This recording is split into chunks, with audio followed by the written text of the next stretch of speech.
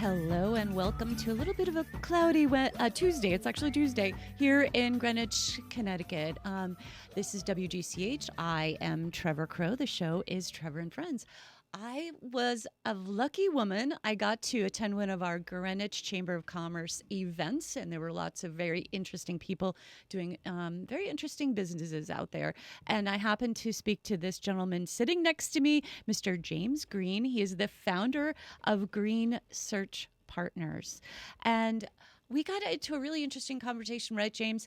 You help people get jobs, and that's kind of an interesting process these days, correct? Yes, simplest form, I do help people get jobs. I've been doing it for about 18 years and interviewed about 18,000 people over that course of time. Wow. In a variety of different industries, from asset management to fintech firms to family offices. Wow. Okay, so how did you get interested in doing this? What is the right word for this industry? Recruiting, headhunting, human capital solutions. You kind of fall into this industry. I think I had a friend who I had worked with in the past, and he said, have you ever considered recruiting? Because I had worked in lending prior, and it was during the bubble burst. Oh, my. Yeah. And I said, I'll give it a try. So make a long story short, I started with a firm called Kforce, which was a publicly traded staffing firm at the time. It was right before Lehman had crashed. Oh, my goodness. I know. And 2008? Yes. Actually, '07 was right before. Oh, gosh. And I started a startup in Stamford, Connecticut, and we grew that firm to about 80 people out on assignment, finance and accounting, growing under CFO level and down. And I spent 7 years there doing that, which was a great experience, and loved every moment of it, helping people, helping young professionals, and meeting CFOs, COOs in Fairfield County and Westchester County. I mean, this is, right, one of the most important aspects of running a business today, right, is talent management, right, trying to understand who needs to be in the right seat on the bus, if that's correct, right? Absolutely. And so I'm going to just kind of get it. You said you've placed maybe how many people do you think over time now in all the 18 years? Probably 2,000.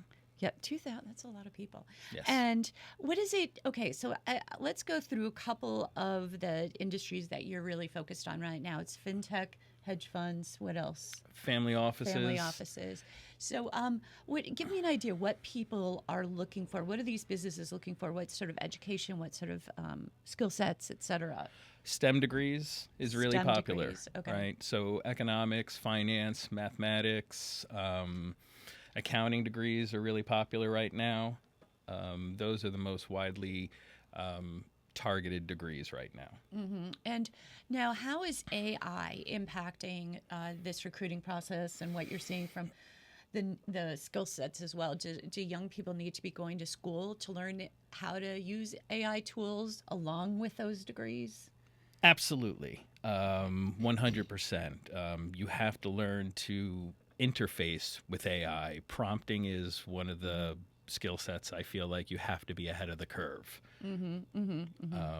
That is, I mean, it's how you're using it and what you're getting out of it. I think it's actually a supplement to your work product. Got it. So, are you recruiting in the kids coming out of college level, or you're way up on the top doing the CEO level, or everything in between? Everything in between. So CFO, vertical and down, but I'm also helping people 2024, 2025 graduates that are having trouble finding a job, that might not have the best communication skills. Okay, so what happens if these young people really don't have great communication skills? Do you send them to somebody to work with that, or what happens? I help them. You help them. Okay. Yes. I mean, I feel like the best practice is rehearsal. Rehearsal. I love it. Yes, over and over and over again. And I feel like these young professionals lack practice. So that's where I come in. We go over and over and over again, and we basically rehearse lines. because we know the questions that these professionals and these hiring managers will ask.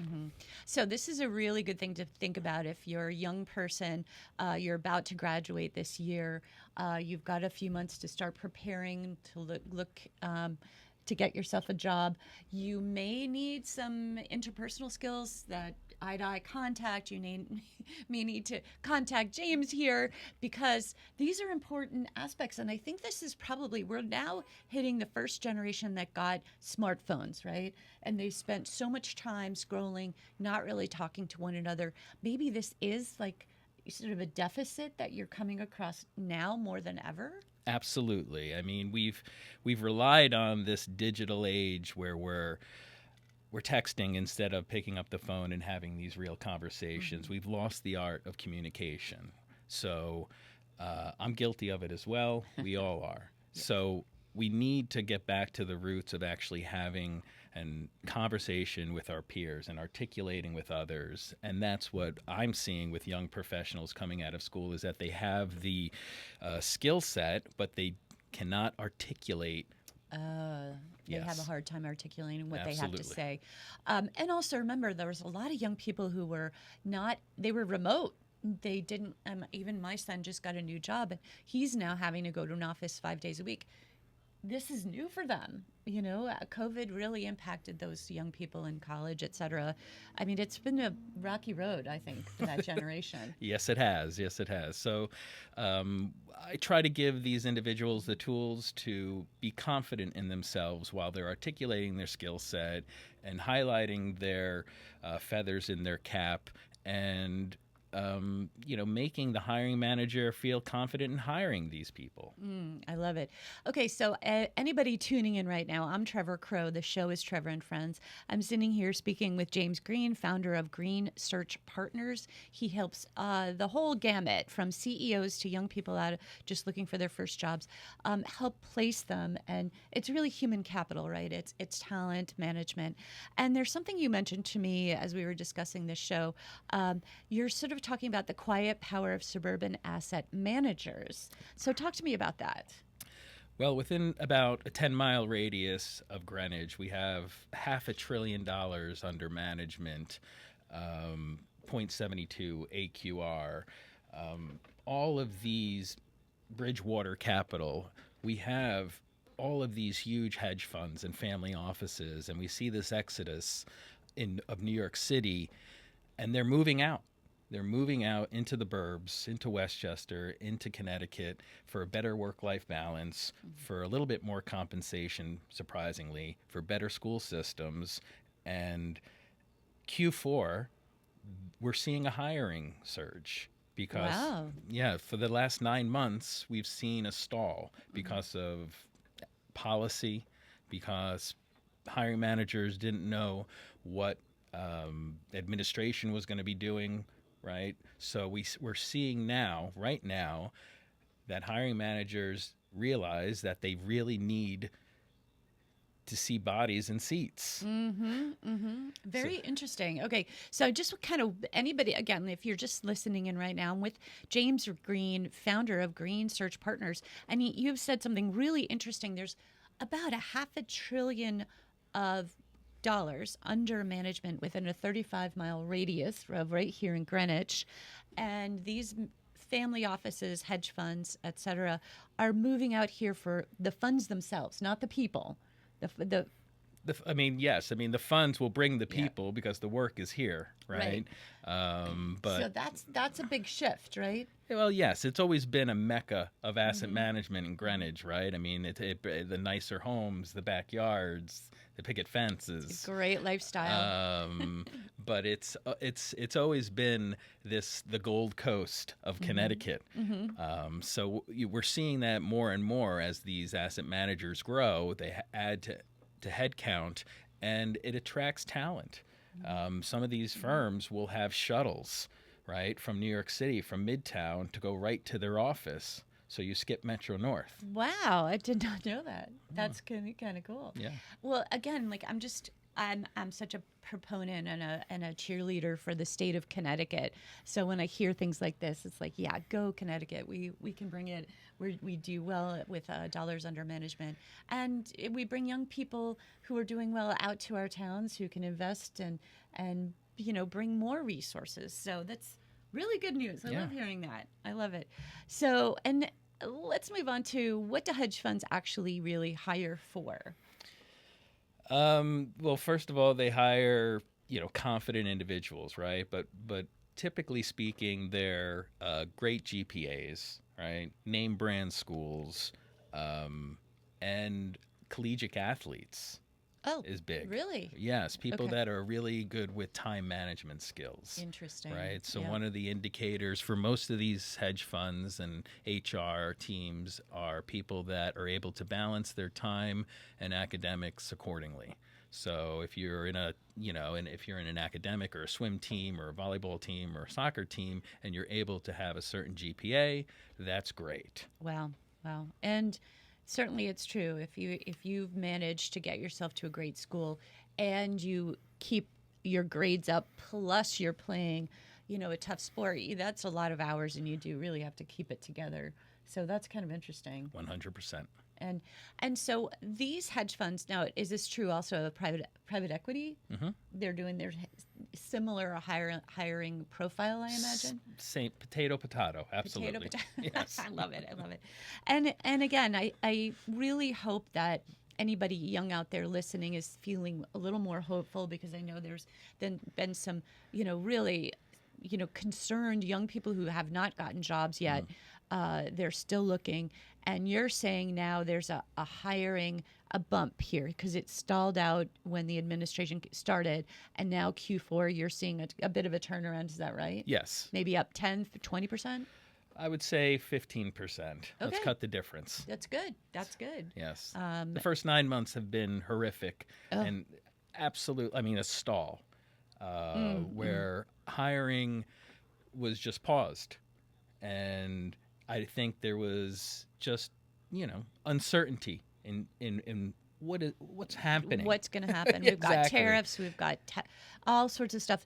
But so, what do you attribute the shift to now?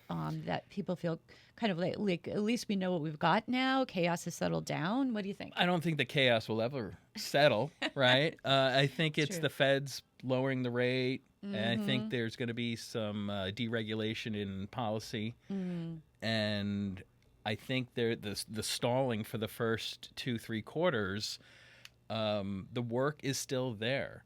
People have been recruited out of the firms. There are openings and operating budgets. If they don't use it, they will lose it. So give me an idea of maybe how many openings you have right now that you're looking to fill. You don't have to be exact, but just a general. I will be exact. I mean, in the last 4 days, I've gotten 12 roles. Wow. So, and they're from controller level to junior level. They cross the gamut. Great. Great news. So it is great news for a business owner. Yeah. To be very busy, and that's exciting. And that's just 3 companies. That's a lot. Okay, so you've got 12 openings. If anybody wants to talk to James Green, he's the founder of Green Search Partners. Where do they find you? www.gsp123.com. I also have a LinkedIn. You can find me easy at James Green. Yeah, that's me. Love it. And just so you know, the show is brought to you today by Green Search Partners. So I'm thrilled to have you here, and I really Likewise. appreciate your support of my show. So let's one more area of questioning down Fairfield Westchester talent shift. Talk to me about that. Looping into what I said earlier, the New York City exodus, right? Everyone that I'm talking to, and the fear of the mayor, right? The new mayor. Right. Oh. And these high compensated individuals, the realtors will probably tell you the same thing, is that they've never been busier, right? So high-end homes are being sold. People are starting to move out of the city. They're concerned about Mamdani potentially getting elected. How is that going to look to the high earners in New York City? And they're going to potentially come here. Yes, and it's going to make these funds and these asset managers and these fintech companies more desirable because nobody wants to commute to the city. Yeah, it's pretty hard to do. It really is exhausting. Nobody wants to do that 45-minute, 50-minute commute to Midtown, to Grand Central, and wait for a delayed train. Right. So these funds are going to be able to attract the talent, pay them the same, if not more, than New York City, and they're going to get taxed less. Actually, these firms pay more than the city because I always think if you're working in New York City, you're making more than everybody because it costs so much to live there, et cetera. They are comparable, if not now more. Interesting. Yes. I did not know that. Learning is half the battle. It is half the battle. So what's fascinating then is we're seeing this exodus, not only the funds themselves, the managers, but the people and their families. Our realtors are, I guess, inundated right now and I'm assuming these are, pretty expensive homes. Yeah. And things have gotten wildly expensive here in Greenwich. I'm sure you know that. Oh, my goodness. But it is exciting for our state. Again, sort of very robust situation that we have. And, gosh, who knows what's going to happen with Mamdani. But if we are able to lure these people out, and they do, as you're saying, pay less taxes, although some are ending up in Westchester, correct? Sure. Yeah, absolutely. But the taxes in Westchester also very high. Right. Yeah, but lower than the city. Sure. But it's not just the high income earners as well. Okay. Right. So the middle office and the back office individuals for these asset managers and these financial services firms are middle income earners. They're also moving because these firms are now moving to 5 days a week in office as opposed to when they were 4 days or 3 days in. That's not keeping up with the cost of living. Yes. Right? Yeah. It really isn't. So the $300, $400 train pass Right. and going there, it's not doing its job. It's not viable. Are we seeing an uptick in commercial real estate renting around here as well? I'm assuming with these firms moving out that they're needing more office space and they're expecting people to be in the office 5 days a week. I can't speak to that. Okay. I'm not, I would assume that they are probably renting more space, but, we're talking about these mega funds, right, that are, the Paul Tudor Joneses, the Chilton, the, Point 72 has this huge office space. I would imagine that they're always looking and expanding their office plan. Now, are you seeing much in the crypto world? Are people starting funds here? Are you hiring? Are you helping hire for that or recruiting for that area? What's going on there? Well, there's one of the biggest crypto, the grandfather of crypto, DCG, Digital Currency Group. Okay.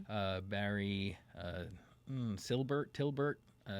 I think he's probably in his mid-40s, and he's called the grandfather of crypto.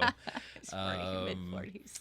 But he's got one of the biggest crypto firms, and he's right in Stamford, and his office looks like a resort. I know. Well, that's delightful. I'm sure he gets people to work for him because it's probably really fun to be there. I placed someone years ago who was the corporate controller there, and she's still there after 7 or 8 years. But it's it's an exciting industry. Everybody wants to be a part of it. Boy, is it ever! It's although I heard there was you mentioned something happened on Friday that I missed. Oh, as the commander-in-chief and comments about China and 100% tariffs and a short, and somebody made out with $150 million of Bitcoin. That's all. That's all. But yes, it's an exciting space. I'm excited about it, and it's going to create more opportunity. For employers and employees, and professional services. Well, it sort of does make my heart warm that I hear that the founder, the grandfather, one of the earlier, right, disruptors, the gentleman is in his mid-40s. What's his name again? Barry, I want to say Barry Silbert or Tilbert. Okay, S or a T. DCG. DCG, Digital Currency Right. Group. And he's here. He's here in Stanford. Yes, Stam For Vegas. some reason, Stam Vegas. Yes, there we go. yes. Silbert. Silbert with an S. Yes. Silbert. So, again, because I'm a big proponent of how great a state we are, it does make me very happy to hear that. Oh, he is. He How does old is look he? very young. Yeah, he's young. 49. He's 49, 49. excuse Oh me. my gosh. Grandfather age. Yes. I love it. I love it. Well, we've been talking to James Green, founder of Green Search Partners, regarding what's happening in recruitment in the area. And it's actually relatively good news. I'm feeling kind of like it's worth a good smile that your Q4 is up. You've got 12 openings right now you're looking to recruit for. Yep. Tell people again where they can find you and if they want to send you a resume, et cetera. Yeah, you can find me at www.gsp123.com or send me a DM at james.green or at greensearchpartners.com, or you can find me on LinkedIn at James Green. Pretty easily found. I have 12,000 connections, and I'm happy to connect with anybody and help anyone out, really. And I'll tell you the truth about your profile and give you any tips. That is really important and great. And I love that you help people learn to interview, you rehearse with them, you help them present themselves in the best way possible. And that's a huge part of that, right? And people need to feel confident again to get there. So, James, thank you so much. And I'm so delighted we met at and there's a shout out for our Greenwich Chamber of Commerce. We're going to go to a station break. This is Trevor Crow, WGCH 1490. You can also listen to us, WGCH.com, streaming live.